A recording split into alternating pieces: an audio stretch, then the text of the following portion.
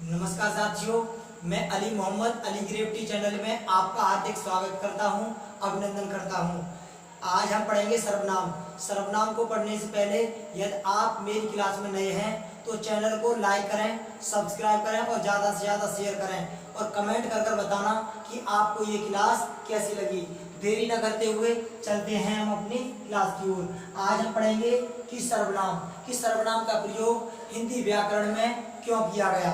आज देखेंगे कि सर्वनाम का प्रयोग हिंदी व्याकरण में क्यों किया गया। जैसे कि यहाँ लिखा है, संज्ञा की पुनरावृत्ति को रोकने के लिए सर्वनाम का प्रयोग किया गया कि संज्ञा शब्द दोबारा प्रयोग ना हो, इस कारण हमने सर्वनाम का प्रयोग हिंदी व्याकरण में किया। तो पहले परिभाषा पढ़ते हैं और उदाहरण के माध्यम से देखेंगे कि ये सर्वनाम वास्तव में है क्या। संज्ञा के स्थान पर प्रयोग किए जाने वाले शब्दों को, संज्ञा के स्थान पर प्रयोग किए जाने वाले शब्दों को सर्वनाम कहते हैं। सर्वनाम कहते हैं। यदि आपसे कोई पूछ ले कि सर्वनाम किसे कहते हैं तो संज्ञा के स्थान पर प्रयोग किए जाने वाले शब्दों को सर्वनाम कहते हैं। उदाहरण देख लीजिए।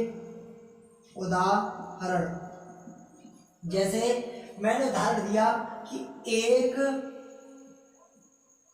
राजा था, वह जंगल में जा रहा था। एक राजा था, वह जंगल में जा रहा था। गौर से देखना कि ये राजा शब्द जो है एक संज्ञा शब्द है। राजा शब्द एक संज्ञा शब्द है और राजा में जातवाचक संज्ञा होती है, क्योंकि यहाँ पर हमें यह नहीं पता कि हम कौन से राजा की बात कर रहे हैं। क्या पता राजा हरिश्चंद्र थे, कि क्या पता राजा भोज थे।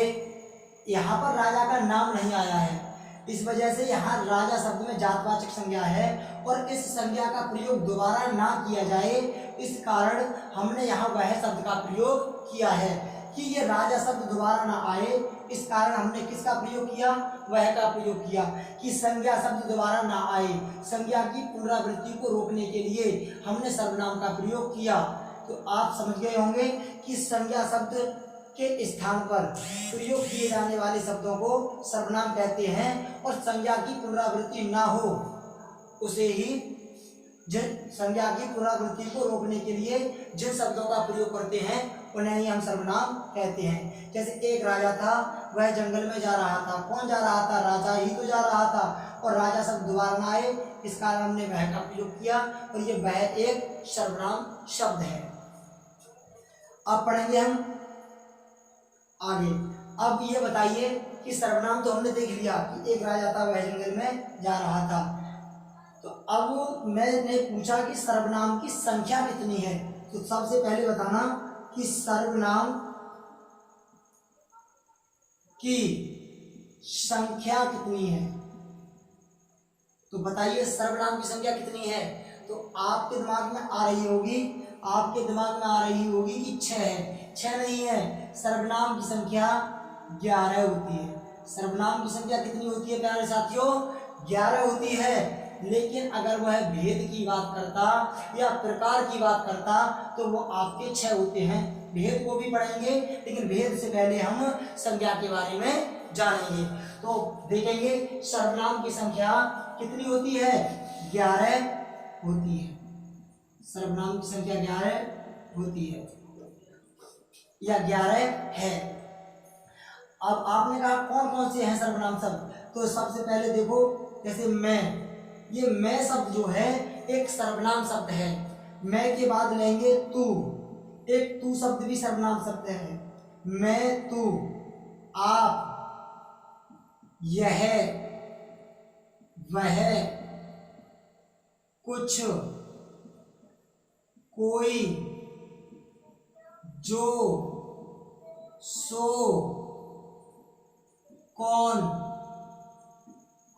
क्या। आपने देख लिया होगा कि 1 2 3 4 5 6 7 8 9 10 11, ये 11 जो शब्द हैं यही सर्वनाम शब्द हैं। ये इनसे ही बनते हैं और सर्वनाम शब्द जो हैं इनसे ही बनते हैं, उनको भी हम देखेंगे। और याद रखना, सर्वनाम की संख्या अगर पूछे तो 11 होती है, ना कि 6 तो इसके प्रकार होते हैं। और सर्वनाम की संख्या यही है, मैं तू आप, यह वह, कुछ कोई, जो सो, कौन क्या। आपके समझ में आ रही हो ना, तो क्लास के लिए शेयर ज़्यादा करो, क्योंकि हम यूट्यूब पर अभी नए हैं और हमारी क्लास के लिए ज़्यादातर लोगों के पास पहुंचाइए। तो चलो अब हम इसके भेद पढ़ते हैं। लिख लेना, नोट्स बना लेना। अगर एग्जाम में क्वेश्चन इससे बाहर देखे तब मुझे कमेंट में बताना कि आपने क्या पढ़ाया था और एग्जाम में आया क्या।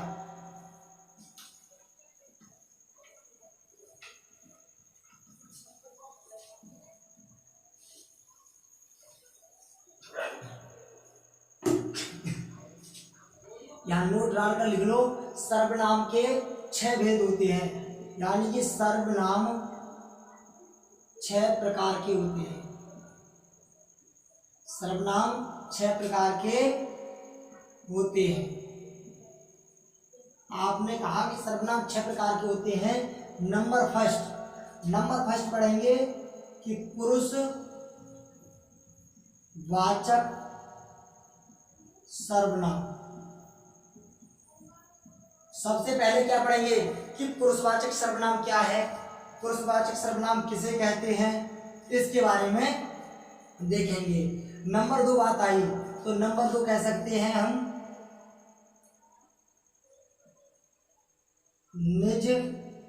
निजवाचक सर्वनाम, निजवाचक सर्वनाम।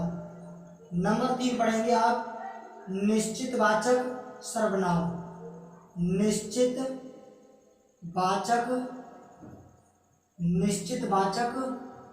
सर्वनाम। निश्चितवाचक सर्वनाम के बाद पढ़ेंगे अनिश्चित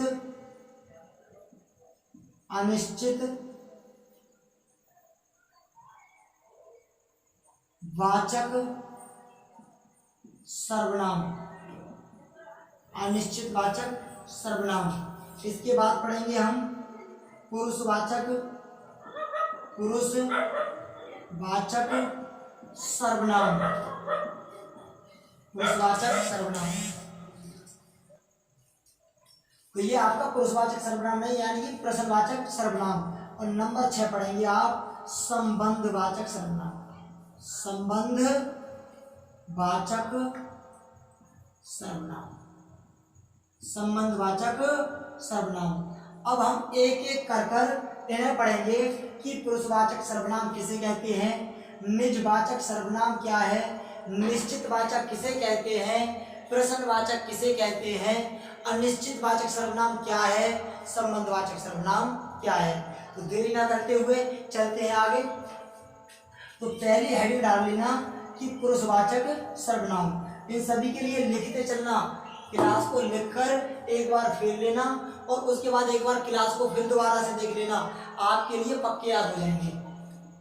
ये पुरुषवाचक सर्वनाम क्या है, तो पुरुष व स्त्री का बोध कराने वाले सर्वनाम को पुरुषवाचक सर्वनाम कहते हैं। तो यानी कि पुरुष व स्त्री का बोध कराने वाले सर्वनाम को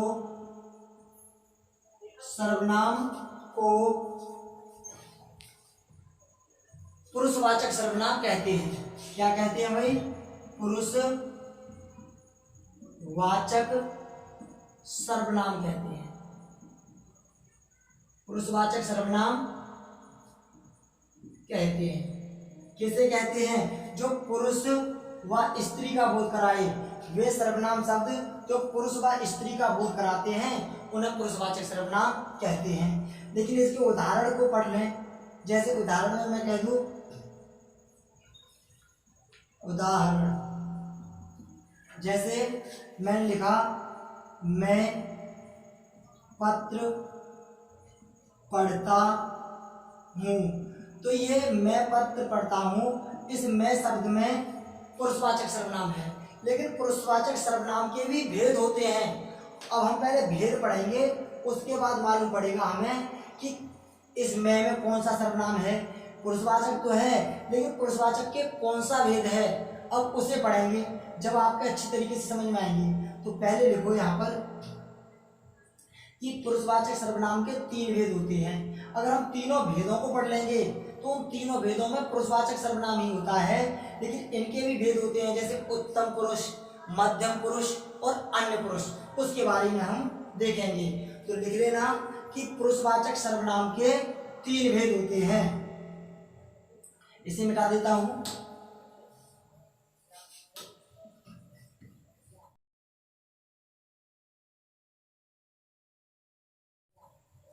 तो यहां लिख लो पुरुषवाचक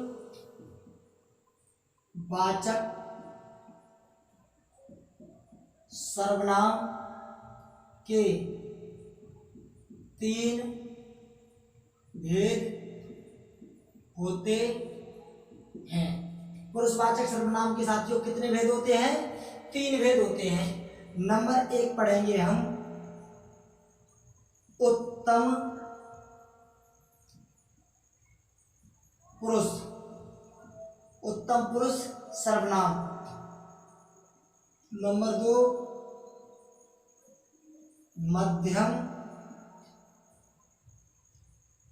मध्यम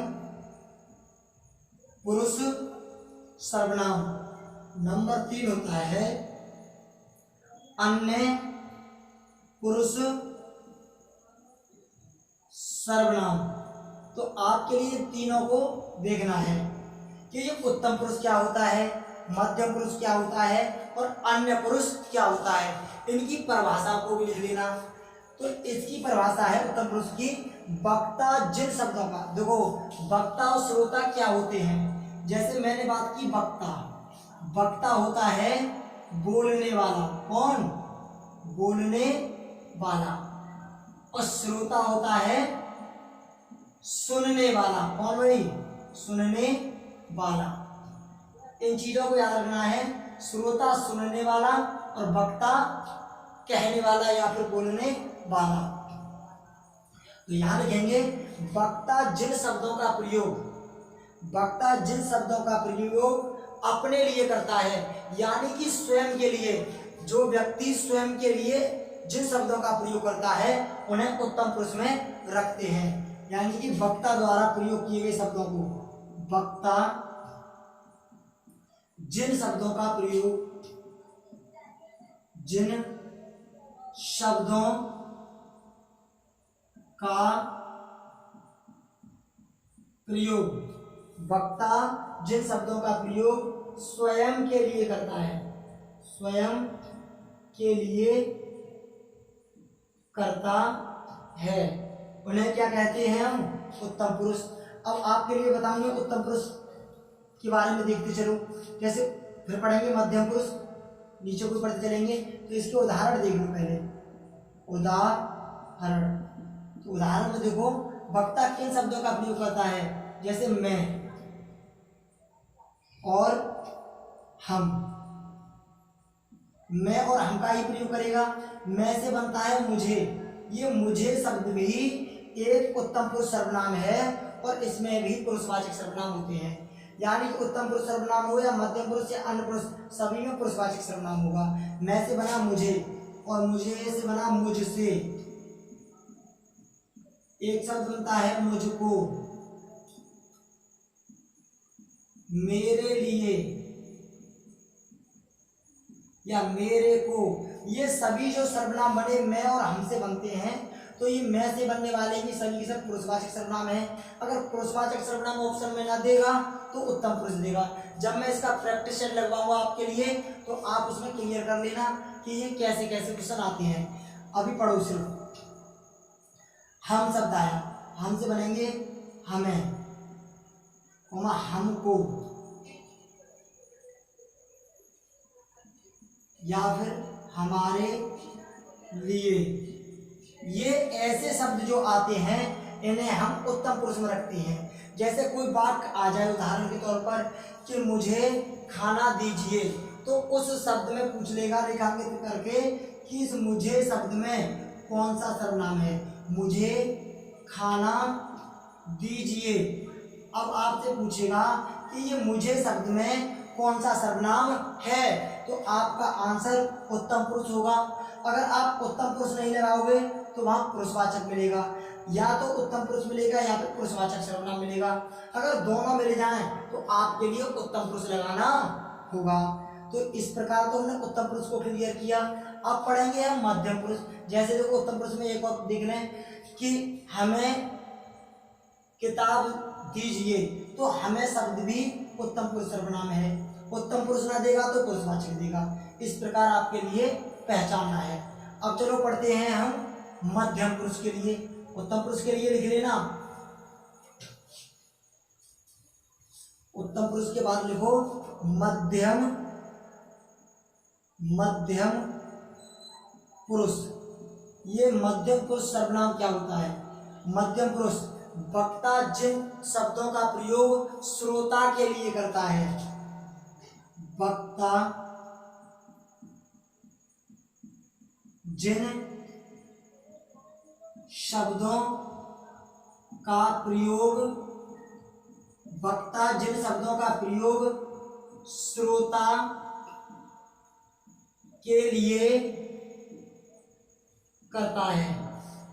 वक्ता जिन शब्दों का प्रयोग श्रोता यानी कि सुनने वाले के लिए करता है, उन्हें मध्यम पुरुष कहते हैं। उदाहरण देख लीजिए,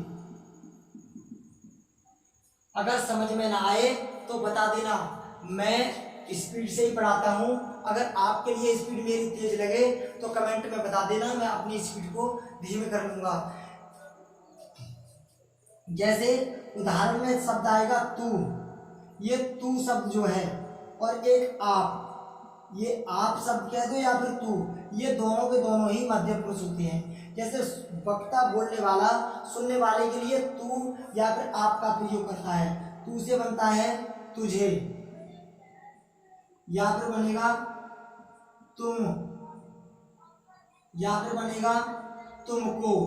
ये सभी शब्द जो हैं मध्यम पुरुष हैं। आप से बनेगा आपको, आपके लिए, आपके लिए, या आपका।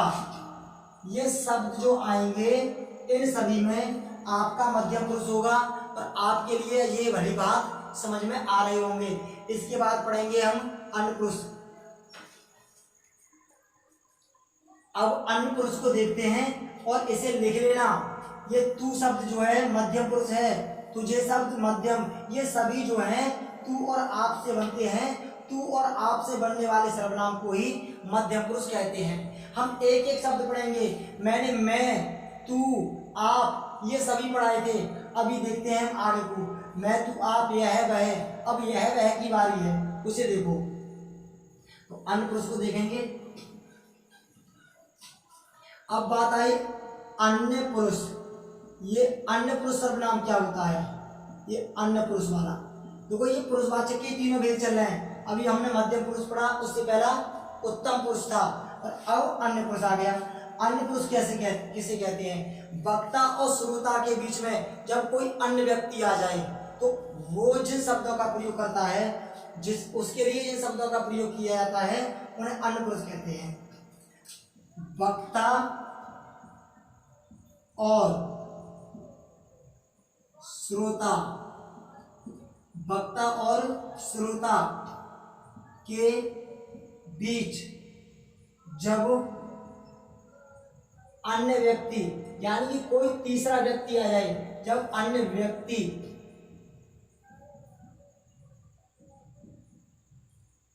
आ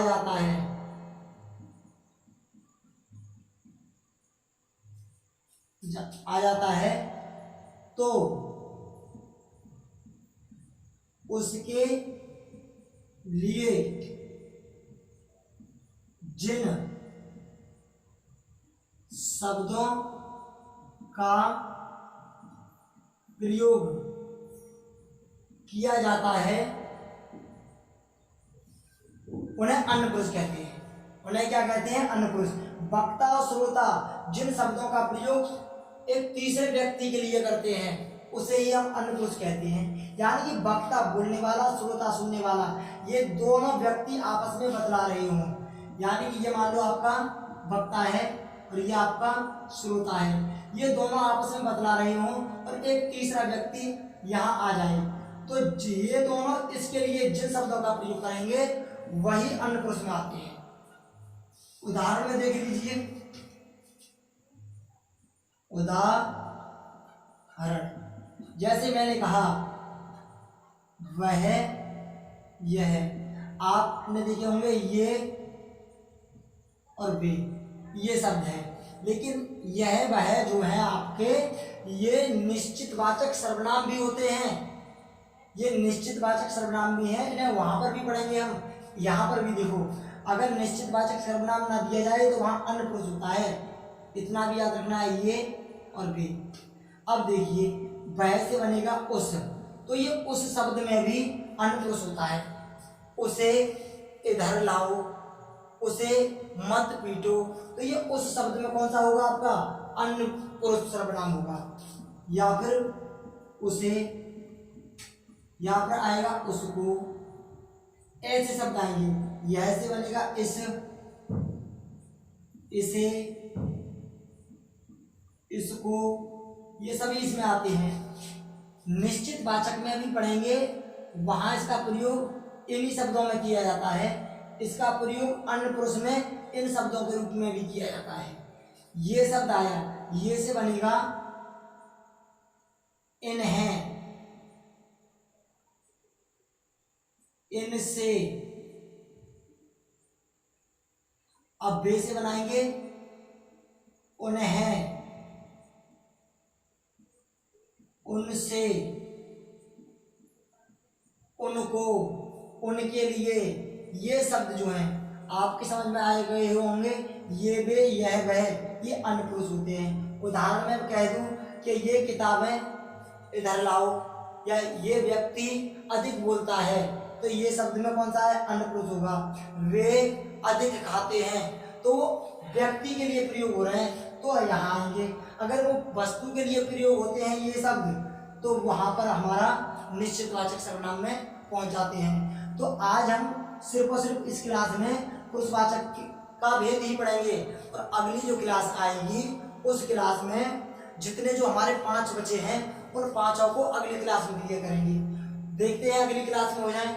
लेकिन मेरा मकसद है आपको समझाना, ये नहीं है कि मैं एक क्लास में खत्म करके भाग जाऊं।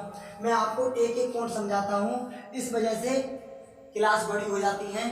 मैं चाहता हूं कि आपके लिए ये अच्छी प्रकार समझ में आए, चाहे एक क्लास अधिक बन जाए हमारी, एक वीडियो चाहे हमें अधिक बनानी पड़े, लेकिन आपके समझ में आना चाहिए।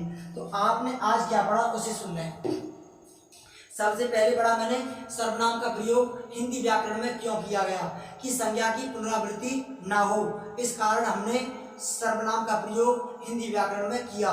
सर्वनाम कहते किसे हैं? संज्ञा के स्थान पर प्रयोग किए जाने वाले शब्दों को सर्वनाम कहते हैं। सर्वनाम की संख्या कितनी होती है? सर्वनाम की संख्या मेरे साथी 11 होती है। वो कौन कौन से? मैं, तू, आप, यह, वह, कुछ, कोई, जो, सो, कौन, क्या। अगर आपसे बात करें सर्वनाम के भेद, तो सर्वनाम के 6 भेद होते हैं। पुरुषवाचक सर्वनाम, प्रश्नवाचक सर्वनाम, निजवाचक सर्वनाम, निश्चितवाचक सर्वनाम, अनिश्चितवाचक सर्वनाम और संबंधवाचक सर्वनाम। इन 5 में से आज हमने पहला पढ़ा पुरुषवाचक सर्वनाम। पुरुषवाचक सर्वनाम उसे कहते हैं जो पुरुष व स्त्री का बोध कराते हैं। पुरुष व स्त्री का बोध कराने वाले सर्वनाम को पुरुषवाचक सर्वनाम कहते हैं। पुरुषवाचक सर्वनाम के 3 भेद होते हैं, उत्तम पुरुष, मध्यम पुरुष और अन्य पुरुष। उत्तम पुरुष में वक्ता जिन शब्दों का प्रयोग स्वयं के लिए करता है, अपने आप के लिए करता है, यानी कि खुद के लिए करता है, उन्हें हम उत्तम पुरुष में रखते हैं। अगर मध्यम पुरुष की हम बात करें, तो मध्यम पुरुष में वक्ता जिन शब्दों का प्रयोग श्रोता के लिए करता है, उन्हें हम मध्यम पुरुष में रखते हैं। और अगर बात करें हम अन्य पुरुष में, तो जब वक्ता और श्रोता के बीच जब कोई तीसरा व्यक्ति आ जाता है, तो वक्ता और श्रोता जिन शब्दों का प्रयोग अन्य व्यक्ति के लिए करते हैं, उन्हें हम अन्य पुरुष कहते हैं। मैंने बताया था उत्तम पुरुष में आएगा मैं और हमसे बनने वाले, और मध्यम पुरुष में आएंगे तू और आपसे बनने वाले सर्वनाम, और अन्य पुरुष में आएंगे यह वह है और ये वे से बनने वाले सर्वनाम। आज के लिए इतना ही। अगर वीडियो में नए हो तो क्लास के लिए शेयर करो ज़्यादा से ज़्यादा, और कमेंट कर कर बताओ कि आपके लिए क्लास कैसी लगी। आज के लिए इतना ही।